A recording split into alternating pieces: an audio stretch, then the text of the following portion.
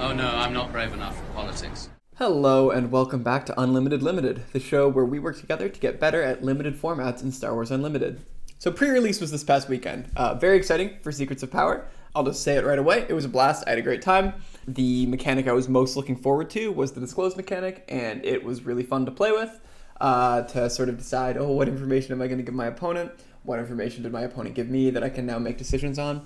Every now and then, it felt less like that and more like just, okay, am I able to do it? And if so, doesn't matter what information I'm giving them, I can only do it in one way, vice versa. But I like that little mini game. So, broad thoughts, it was fun. It was good. Let's get into some more details. So I did two pre-releases, one on Friday night and one on Saturday night. So Friday night, I played Yularen Blue, which might have been a mistake. Looking at my pool again, I maybe should have built Yularen Red. But I think Yularen is a strong leader, and I will get to, at the end, the leaders that I think are the strongest, and Yularen is among them. Very good. You can have the initiative very often. You're action condensing basically every turn after the first couple of turns. No, he's great. He definitely wants to be an aggro deck, which is why when I put him with blue, I was like, I don't know. But yeah, it ended up going okay. So unfortunately, I'm a fool, and I actually just straight up forgot to take pictures of or record in any way what deck I played that night, but I remember a few key things, so I will fill you in on those. So first of all, I went 2-2, which is not as well as I was hoping to do, of course, but, it's fine. I lost to Yularen Red. Fair enough. That's the deck I should have built. And I also lost to Leia Green, which is a trend that we will see. So the Yularen Red game I played, or the game I played against Yularen Red, the game was very, very close. It came down to like one or two actions in one of the games, and in the other game I think it was a little less close. They beat me. And then the Leia game was just not close at all. Leia was very, very good. And so unfortunately, because I don't have a deck list, I don't have a ton of thoughts to say about this, other than a couple of standout cards. I had Hyperspace Disaster, which is good. In a sealed pool, whenever you choose your leader combination, you usually don't have like a ton of wiggle room, right? You usually, if you lay out all of the cards that fit in there, maybe you're at 34, 35 if you're lucky. So you don't really get to decide which lane you spend a lot of your time in. So I didn't have a ton of space stuff, which is fair. I mean, like we've talked about in that very long set review we did, there's not a huge amount of space in this format. There's a little bit more than Legends of the Force, but not a ton.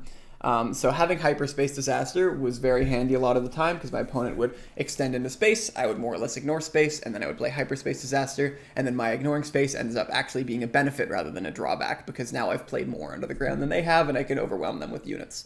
So Hyperspace Disaster, very nice card. I like it a lot. It's definitely, it goes best in a specific deck, a deck where you have good ground stuff and you're able to kind of ignore space. Ideally, you have some Restore to maybe mitigate some of that early space chip damage that your opponent will get in.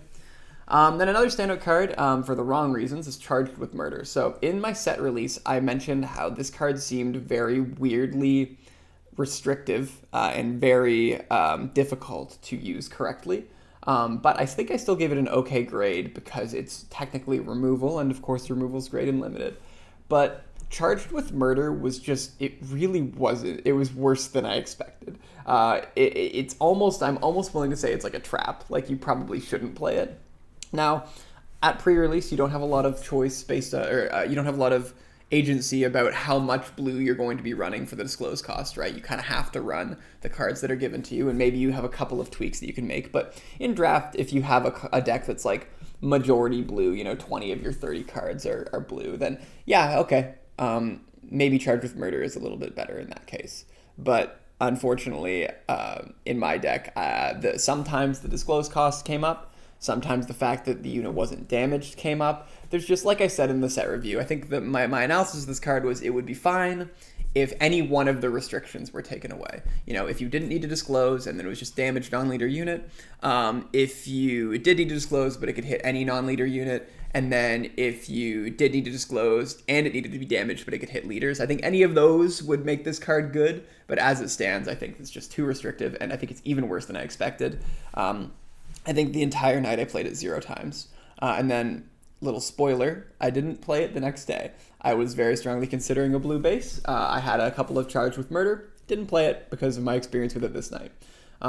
when I was playing against all of my opponents through the whole weekend. I think someone played it against me once, and it was fine. But, like, maybe it was twice. But it wasn't very often. It wasn't as often as you would expect to see a uncommon removal spell come up, especially because uncommon removal spell, that's great, right? Those are awesome.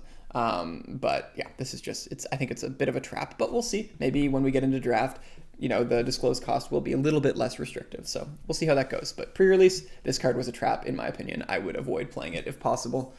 It's just never, it's not never removal, but it's not removal often enough. Hybrid Space is actually, though, bueno. I like it. I like it a lot. All right, so unfortunately, like I said, no deck list. I'm a fool, but this one I do have a deck list for. So on Saturday, I played Mon Mothma Yellow. So I say Mon Mothma Yellow, but as you'll see, it's very much like a rainbow deck, right? Because I made use of Mon Mothma's ability to play a lot of off-aspect cards for their regular costs. So that was cool. So you may remember in the set review, if you watched it. If not, I don't blame you, that I was pretty excited about Mon Mothma, but I was specifically excited about Mon Mothma for draft. I think she's going to be better in draft. And the reason for that, of course, is because she is very much a builder and leader. You want to have a ton of officials, and when you're playing sealed, you're kind of at the mercy of your pool, right? Did you open enough officials for Mon Mothma to be good?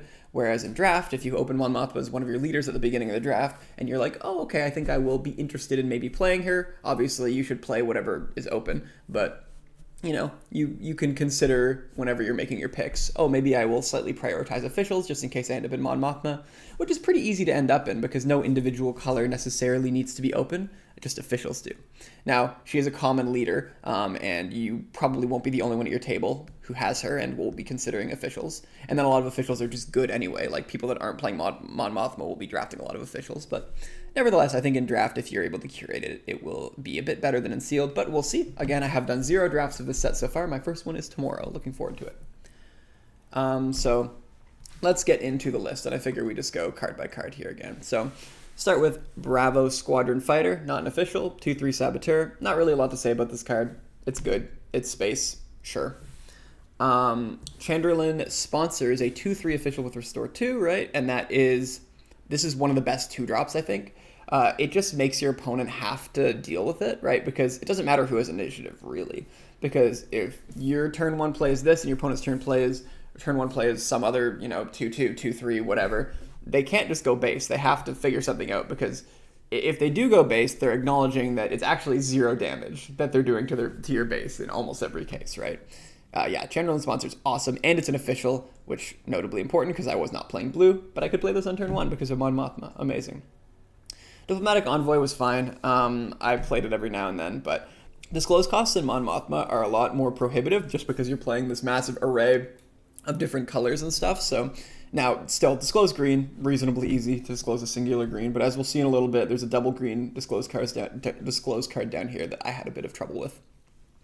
But it was fine. The disclosed cost was doable. And then when I did get the ambush thing, it always felt good. I think I only did that twice, but of course, giving something ambush in limited is amazing. But definitely not a high pickup. It was just, yeah, okay, sure. It's a 2-cost 2/2, I guess. Emissary Stealthipede. The when defeated actually came up once. My opponent played this, and I defeated it, and then I was able to ready a resource and play something ahead of turn curve, so that was cool. In the pre-release set review, I wasn't expecting this one defeated to come up pretty much ever, but I was proven wrong. There you go. I can acknowledge that. It still probably doesn't come up very often, but sometimes. But 2-cost 2/4, it's fine. It doesn't go amazing into this format, right? Like a 2-cost 2/3 with no downside is pretty much the same. I would rather have Bravo Squadron Fighter, right? Just because there's no 3/2 space unit for 2 in this set, and that's what this would trade really well into, but that's okay. Jar Jar was a big sleeper. Of course, you try not to play him as a 2-cost. You try to play him out of plot to buff your leader, which I did probably 70% of the time, and then buff another unit, which I did maybe 30% of the time. He can go across arenas, so he can buff your space units. Very good. No, Jar Jar is a bit of a sleeper for sure. It always just made the math go well. It made it so that I was able to trade into my opponent's leader without their leader killing mine. At one time, what happened is I flipped my leader, Jar Jar'd my leader. They flipped their leader, Jar Jar'd their leader. Tough. Way she goes. But even then, that's fine, because if I didn't have Jar Jar there, they would have just eaten my leader, right? Jar Jar's great. Definitely a high pickup, I think, in any of these green decks. or any Mon, or I guess Mon Mothma's green, but yeah. Junior Senator, this was fine. The when played, I don't think ever came up. There are actually a reasonable amount of experience counters in this format. So this will come up sometimes. It just comes down and eats an experience counter. That'll feel really good when that happens. Didn't happen for me this weekend. It's still fine though. 2 cost 3/2 official, sure. Rebel Pathfinder, 2 cost 2/3 Saboteur. Nothing really to write home about. It was fine. I am lucky my curve was pretty good. I had a decent amount of 2 drops as you can see here, so solid. Feed Security, which is a 2 cost 2/3 with an ability that did come up once. Again, there's enough experience counters. Now, of course, it's never coming up in turn 1, but later in the game, it doesn't actually need to put an experience counter on itself. You can even go cross arena. So that happened a couple of times. We were battling it out in the space arena. I played Feed Security. They had a 1/1 counter because they were playing like Leia or something, and then I just buffed up at the space arena and I was able to take the space win there. So very cool card. I think it's very solid. And at worst fail case, it's just a 2 cost 3/2. Those or 2 cost 2/3. Those are very playable.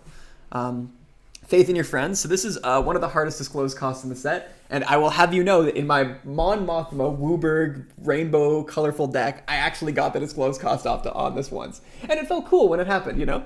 It wasn't like game-swingingly ridiculous, but it was cool. I had to just reveal my whole hand, of course. I was like, here's my hand. I'm doing Faith in Your Friends. I'm going to do the effect, which is what you play it for, to draw, you know, get some card selection.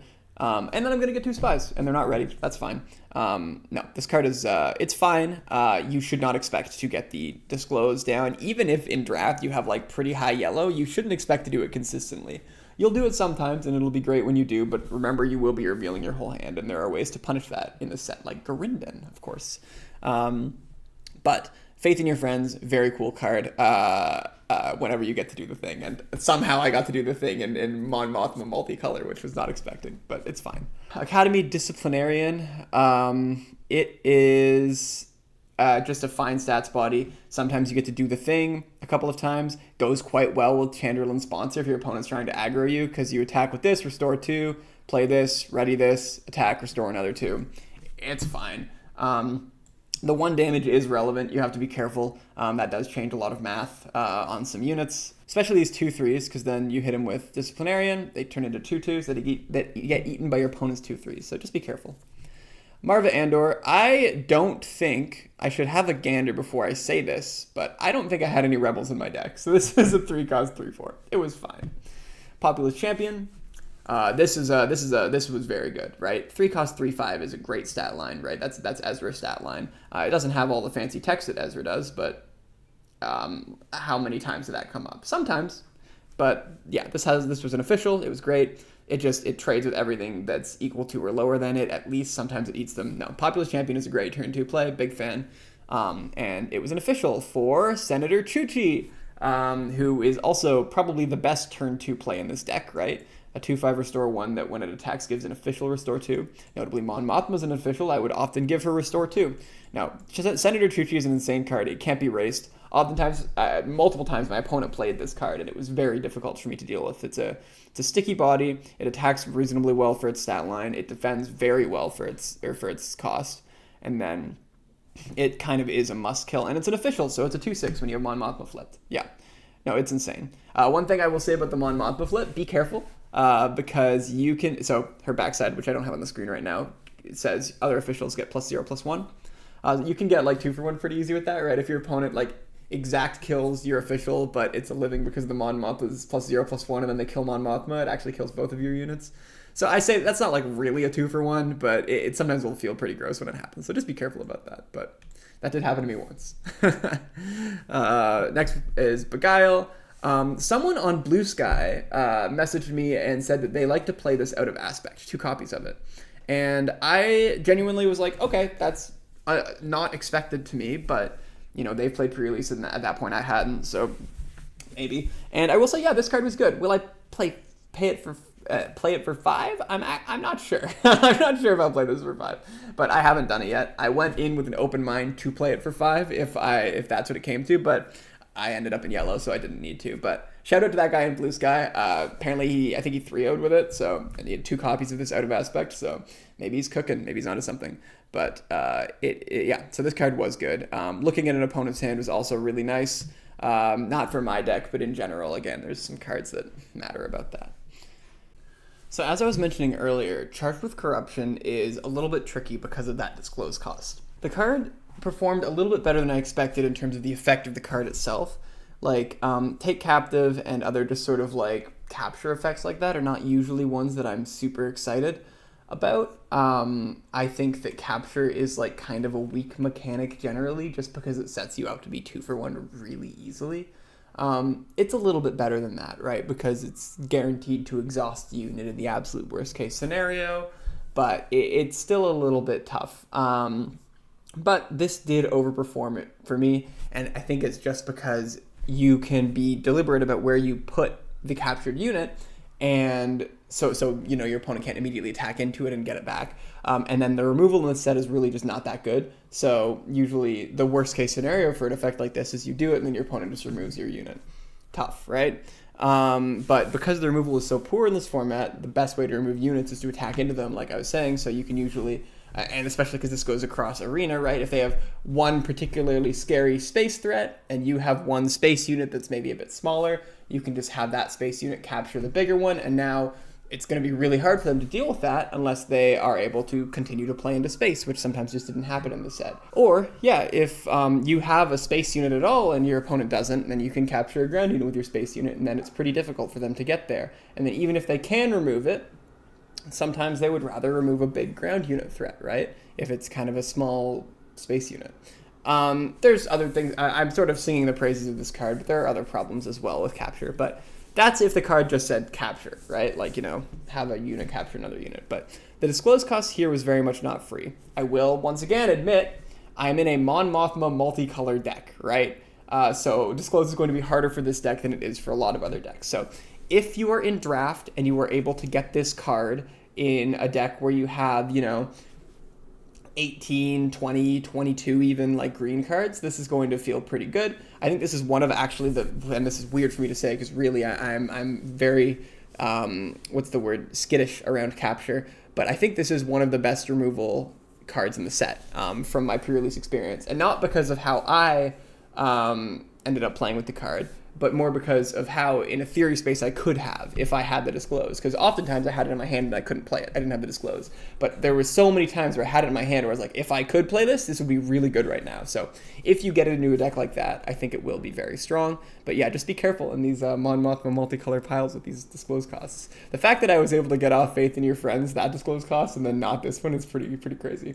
I did get this off a couple times, but of course you want to be able to get it off consistently because having a dead card in your hand always sucks. And then there were also situations where I was like, I have it in hand, I have one other green card, and it's like, I need to top deck a green card, like, what would I like to resource this turn? In principle, it would be the green card that I just threw, but I need that and another one to turn Charged with Corruption online, so I'm sort of banking on a top deck and resourcing suboptimally. There are a bunch of weird, and that might be a skill issue, maybe I shouldn't have done that, but there are a bunch of weird issues there that these difficult disclose costs can lead to, so just be careful. Heroic Arc 170, this was fine. I think it seemed to be the most common space unit for myself. I mean, I have two, and then opponents as well. I sat across from this a lot, and it makes sense. I mean, it's just heroism, right? So any heroism deck can play it. And it's fine. You usually have a damaged unit, and this usually can deal 2 to something. It can kill a small space unit, it can kill a small ground unit, it can even hit a leader. Yeah, this effect is good. The card is probably like I think I probably rated it like a C, and that's probably what it is. Yeah, it's fine filler. You do get this pretty often. Nubian Starskiff, in Mon Mothma, this is incredible, right, because you're doing the official thing. Just a 4-cost 4/4 with Restore 2 is very nice. It races a lot of stuff. It does trade into this Heroic Arc 170, I guess, but usually you want to be keeping it around for a bit, and it applies pressure. This card was good. My opponent had it a couple of times, and it always felt like something I need to kill. Obi-Wan was one of the best cards in the deck. I chose not to include it in my spotlight cards for this deck just because it is a legendary, so you're not usually going to get it. I know I include rares. Obi-Wan, on top of just being a great stats beast, is definitely a must kill for your opponent. It draws you a card every turn, basically. And then also it gives you a little bit of information that's kind of incidental about what your opponent is doing. Every now and then you get to donk their bomb, and that's really funny. Even if you can't play it, now it's in their discard pile, right? That's fun. That happened a couple of times to me, which was nice. I had an opponent who had 2 Rex, and Rex is, of course, insane. And one time I just hit them with Obi-Wan off the top. Nice. Don't have to deal with the first one. I still have to deal with the second one. But yeah, so Obi-Wan, very strong. And just the stat line is very sticky, right? A 4 cost 4/5, just no other text is like a C on its own, just because that stat line is really good. And this text matters for sure. It draws you a card every turn. It's a little bit worse than that, again, just because in theory, right, a card from your opponent's deck should be worse for you than a card from your deck because you've deck built in a way that hopefully works to your synergies. But, in practice, it pretty much just feels like drawing a card whenever you attack base with it. Yeah, Obi-Wan is great. I don't feel like I need to talk too much more about him. There was no, I don't think there was a weird interaction ever with him or anything that I noticed. I think it's just solid. Consular's Cruiser, 5 cost 4/5 Sentinel. This stat line goes really well partially because of these 2 4 attack space units for 4 at common, because you play this down, assuming they don't donk you with the heroic Arc 170, if you play this after that, which you often will because of the way that curves work, then your opponent has to run into this, or find some other way to deal with it, and that will slow down their space stuff because this survives that. This is a great card for sure. Great job slowing down space. It's very nice. Dracelian Commandos was also very nice. A 5 cost 4/5 ambush would be kind of playable on its own, and then the fact that you get to action sheet this out when you flip your leader, you can have a real explosive turn for sure. It's not an official, which sucked a couple of times where it was like, oh, I wish this could survive. I wish it could be a 4/6 with Mon Mothma, but that's okay. No, the card is great. It's a common too. Yeah, this is very nice. I will be picking this pretty highly. It is, of course, command and heroism, so you can't pick one it because this is kind of a restrictive cost. Unless you really want to try to force it. I don't think it's pick oneable, but definitely if you're in these colors, you should be taking this card. There were just so many situations where it depends. If I had the initiative, I would okay, flip leader, selling commandos, kill your biggest thing, also have a leader. Great. If I didn't have the initiative, they would flip their leader, do some plot, whatever, maybe, and then I would go, okay, flip leader, selling commandos, either kill your biggest non-leader thing or just run 4 damage into your leader, and then I can finish off your leader, right? There's just a lot of really nice situations. Bonus points if you wait till your opponent's leader's already attacked before flipping yours, because then you can just kill it that turn with no other extra fancy stuff. Yeah. Nice card. Duchess Investigators. This was nice, but I will admit I high rolled with it a couple times. This is close cost. Again, it's a little bit worse in my Mon Mothma deck, but in general, the single pip disclose costs are pretty fine to do. Discarding a card at random does matter a lot. Again, in that opponent who had the double Rex, there was a time where I just played this, bounced a card, and then they discarded their Rex, which was nice. I only had to deal with 1 in that game instead of 2. Yeah, great card. The 4/4 great effect. I should be clear. The card is fine. 4/4 stat line for 5 is very tough. This is kind of removal. It's a little bit worse than removal, right? Because what will happen most of the time is you bounce a big threatening scary thing to their hand. They shuffle up, you discard a 2-drop out of their hand. That will happen probably at least 50% of the time. And that's fine. I mean, it's okay. It means that you still removed that 2-drop that would be played in the future. But yeah, it's every now and then, though, you will play this, bounce their biggest threat, then they discard that threat. And it's just, oh, I played a 5-cost 4/4 that just had Vanquish on it, right? And that's crazy, yeah. So, solid card, very strong effect. Raxian Assembly, this card is actually kind of nuts. Okay, I'm hyping it up too much. It's fine. It's a vanilla, right? There's only so good that a vanilla can really be. But a 5 cost 6/5. That's stats, right? A 5 cost that attacks for 6 and survives a lot of the earlier turn things. This kills a lot of leaders and in some cases survives. Right? Yeah, Raxian Assembly is not it's probably a C. Maybe it's a C+. I don't remember what I gave it in the set review. But and then with Mon Mothma, this is a 6/6 for 5, right? That's old Daka stats, right? We know old Daka's great. We know Poe is great. We know, I think those are the only 2 5-cost 6/6s, right? I might be missing one, but and this feels like that a lot of the time, right? Not exactly, because 5 is, of course, a reasonable amount lower, but no. Raxian Assembly is great. There were so many times where I would just have this on the field and kill their leader with it, and it would be awesome. Alderaanian Envoys, on the other hand, felt like a little bit of a trap sometimes. It is a must kill for sure, restore 3 every turn is nuts. And then there were a couple situations with Senator Chuchi where it was like, I attack with this, and I restore 6, right? 1 plus 2 plus 3 is 6. That's obviously crazy. But in general, like, 6 cost for a 3/7, that's really unfortunate stats. And restore 3 is nice, you know. You can, like, I think in my set review I said, like, you know, this has like a 6 life swing, so it's sort of like a 6 cost 6/7, but I think even in the set review I was like, but it's not really that, you know. It attacking for 3 is a very big downside. So this in the pre-release did still feel like a little bit of a must kill for sure, but like it was very easy to do that and not really, like, maybe you would lose a small unit, but for the most part big units would just like eat most of this thing's HP and still stay alive, right? So yeah, it's fine, but just be careful. Have a bunch of sentinels and then it's good. But yeah, no, it's fine. Hunter, on the other hand, this is a crazy card. 6 cost 7/6. That's great stats. And then also, it's harder for your opponent to play new things because you can just basically tap Hunter and kill something, right? And do no damage. Not usually like either no or very little damage back to Hunter, right? And he has Saboteur, so it doesn't matter if you have a Sentinel, right? Because whenever your opponent plays something, it comes in exhausted. That means that it gets -4, -0 when Hunter attacks it, which it always can because it has Saboteur, right? And then, of course, if you want, you can just start going to base with it. Like 7 to base is just, that's a lot, right?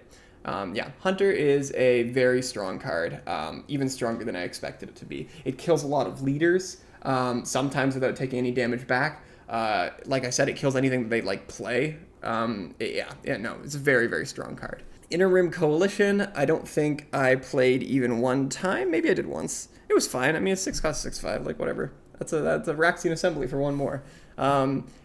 No, you know what? I did play it once because I think I readied a leader with it. I readied my leader with it because my leader is Mon Mothma, which like costs 5 or less. So, yeah, it was fine. I wasn't like massively impressed by it. In principle, I still know that they're like all of this is like anecdotal and small sample size, right? Like there are gross things you can do with any of these, and this does have gross things you can do for sure. But in my experience this past weekend, it was just fine. Although I'm definitely open to the fact that this could have pretty high upside.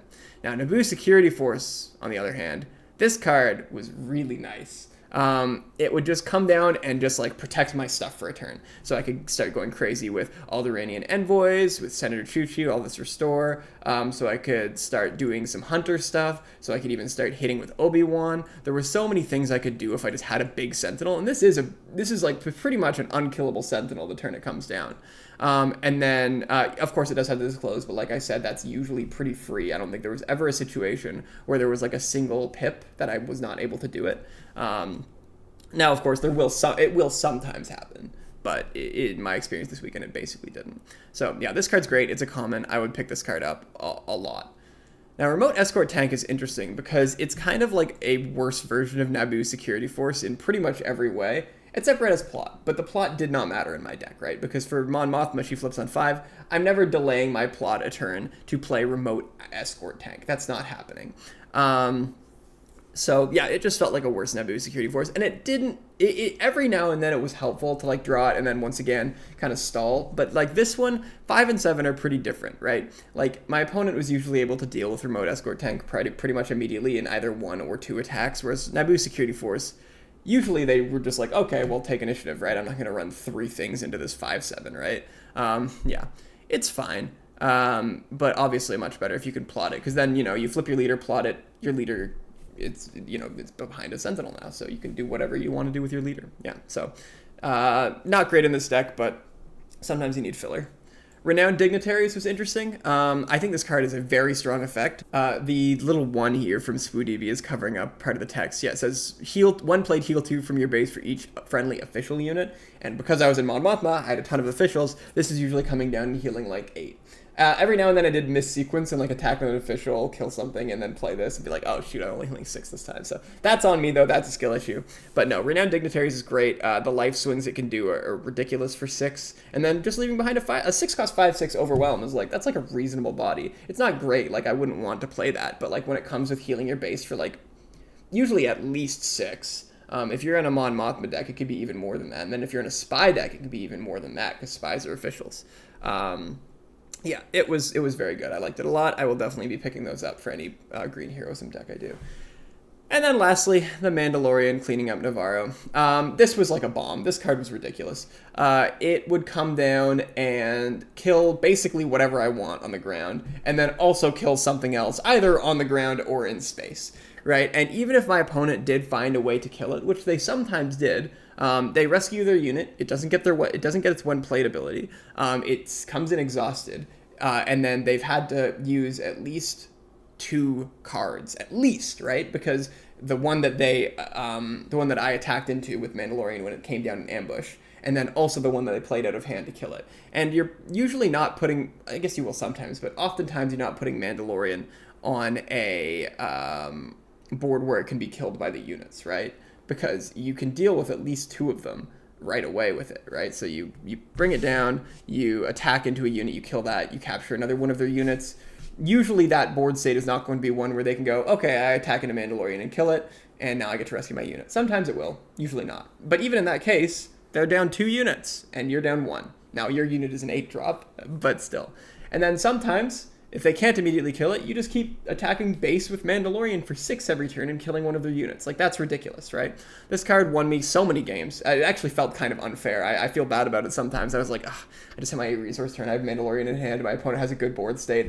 They think they're going to win this game, and they should win this game, but I'm going to play Mandalorian, and then I'm going to win this game. And yeah, that's just how bombs go sometimes, though. And this is a bomb for sure. This card is great. I don't remember what I gave it in the set review. I was probably hesitant to give it anything too good because it was an 8-drop. I will say, and I think I've mentioned this before, in Sealed you can get away with having slightly higher curves. The aggro decks don't come out quite as much in Sealed as they will in Draft. So in Draft maybe this will be a little bit worse just because it's an 8-drop, but in Sealed this was insane. And I think it'll be quite good in Draft too, just to be clear. So that's the deck. Let's talk a little bit about my thoughts about it in general. We talked about each card, general thoughts. So it went 3-1. Its loss was to a Leia deck. Shocker. I will say, I probably should have lost to a Padme deck. There was a situation, I was playing against an opponent who's a very talented player, and they had a pretty cool Padme deck. And there were a couple of situations where neither of us noticed the Padme, optional, because Padme has the ability, when you reveal a card from your hand, I think, or when you discard a card from your hand, it can tap and ping, like Quinlan or whatever. And there were a couple situations where we both just forgot about that, and possibly those pings could have swung one of the games. I think one of the games was pretty decidedly him, one of the games was pretty decidedly me, but one of them I think very much, I did win that game, but it very much could have been swung by him remembering to ping with his leader. So definitely that could have gone either way, I will admit. So, but it, officially this deck, and it is an official deck, went 3-1. So it lost to Leia, unsurprisingly. I'll talk about that more in a minute. Mon Mothma, I think, is good, but I think she will be better in Draft, as I've mentioned, just because you're able to pick up all of those officials. You have a lot more agency over your deck building process and your, card selection process. I still stand by the fact that while Mon Mothma doesn't have a leader ability that's really good in the way that others do, that can definitely get you incremental value throughout the game. Jabba can ping units, Deidre can either ping units or draw you cards, Yularen can action condense. Mon Mothma doesn't have something like that, but she just kind of, and that is a real downside, don't get me wrong, that is a downside of Mon Mothma, but the fact that she can just kind of make the average card quality in your deck quite a bit higher, that's nice. I think that that she will still be very much a contender for one of the really good leaders in the set. But yeah, better in Draft for sure. When I go to more limited PQs this set, in the sealed portion, I will be trying to play Leia, I think. Obviously, at the mercy of my deck. But in the draft portion, I think I will be trying to do a Mon Mothma thing. Obviously, again, depends on what leaders you draft, depends on what cards you pass. But in a perfect world, I'm thinking Leia for sealed, Mon Mothma for draft. But Leia, of course, will also be very good in draft, as will a bunch of other leaders. But that's very early thoughts. I haven't drafted at all yet, so that might change. Here are a couple standouts. Like I mentioned, Mandalorian is insane. Senator Chuchi is pretty much the best turn 2 play you can do in this format. It's just ridiculous.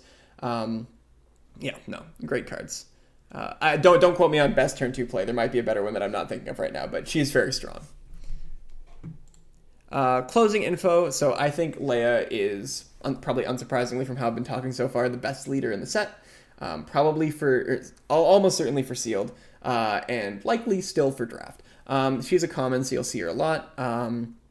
And of course, you have to remember that these are small sample sizes, right? I'm one person who went to 2 pre-releases, and they were reasonably busy pre-releases, and I think most of the players there are very good. But it is still just one pre-release. It's possible that your pre-release, someone playing a Sabe deck, went absolutely ridiculous and 3-0'd every day, right? That could be the case.